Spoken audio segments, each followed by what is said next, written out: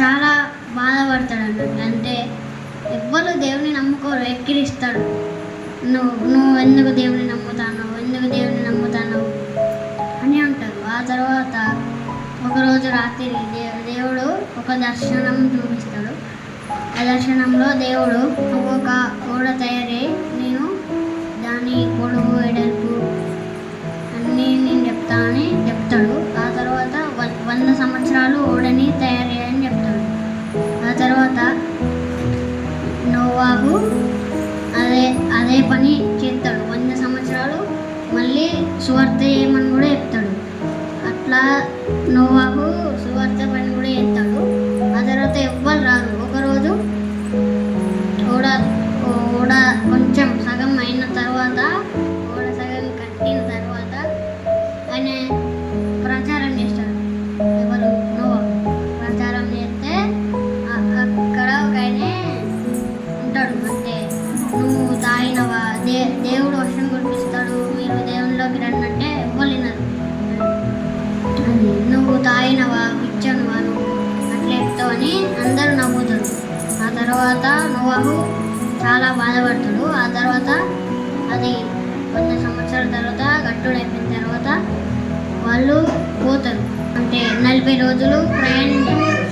వర్షం కురిపించిన తర్వాత అక్కడ ఆ జనులందరూ చనిపోతారు. ఆ తర్వాత నోవాహు దేవుడు మళ్ళీ అప్పుడు జంతువులని, అంటే ఆడమొగ జంతువులన్నింటినీ అలా రమ్మని చెప్తే నోవాహు ఆ పని చేస్తాడు. ఆ తర్వాత నోవాహు చేసిన తర్వాత డోర్ వేస్తాడు. ఆ తర్వాత పోతారు. అప్పుడే వర్షం కుడుతుంది. ఆ తర్వాత పోతారు. 40 రోజులు అయిన తర్వాత ఒక కాకిని పంపిస్తాడు. ఆ కాకి అట్టే ఉంటుంది, మాంసం తినుకుంటూ అట్టే ఉంటుంది. ఇంకో 2-3 రోజుల తర్వాత ఒక నల్ల పావురాన్ని పంపిస్తాడు. నల్ల పావురాన్ని పంపించిన తర్వాత అది ఎక్కడ నివాసం వల్ల మళ్ళీ ఆ తర్వాత మళ్ళీ 2-3 రోజుల తర్వాత అది మళ్ళీ పంపిస్తాడు ఆ పావురాన్ని. ఆ తర్వాత అదొక ఉలివ చెట్టు కొమ్మని పట్టుకొని థ్యాంక్ యూ. అందరికీ ప్లేస్ నా పేరు క్రాంతి. నేను చెప్పబోయేది ఎజికేల్ గురించి.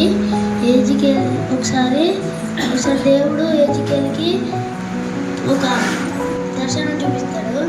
అందులో దేవుడు ఎజికేల్ని ఒక లోయలోకి తీసుకెళ్ళి అందులో ఎండిపోయిన బొక్కలు ఉన్నాయి. అయితే ఎజికేల్తోనే దేవుడు ఇలాగా అన్నాడు, ఎజికేల్ ఈ బొక్కలు మరలా ప్రాణం పోసుకోగలగా అన్నాడు. అయితే ఎజికేలు ఏమో ప్రభువా నీకే తెలుసు అన్నాడు. అయితే అప్పుడు దేవుడు ఇలా అన్నమన్నాడు, వెంటనే ఇవి ప్రాణం లేని శరీరాలుగా మారుగాక అన్నాడు. అప్పుడు ఎజికేల్ వెంటనే అనగానే నరాలు ఇంకా మాంసం మొలిచింది. ఆ తర్వాత వెంటనే దేవుడు మళ్ళొకసారి ఇట్లా చెప్పమన్నాడు, వీటిలోకి ప్రాణం రావుగాక అనమన్నాడు. అయితే ఎజికేల్ అన్నాడు. అయితే వచ్చినాయి 4 దిక్కుల నుంచి ఊపిరి వచ్చింది.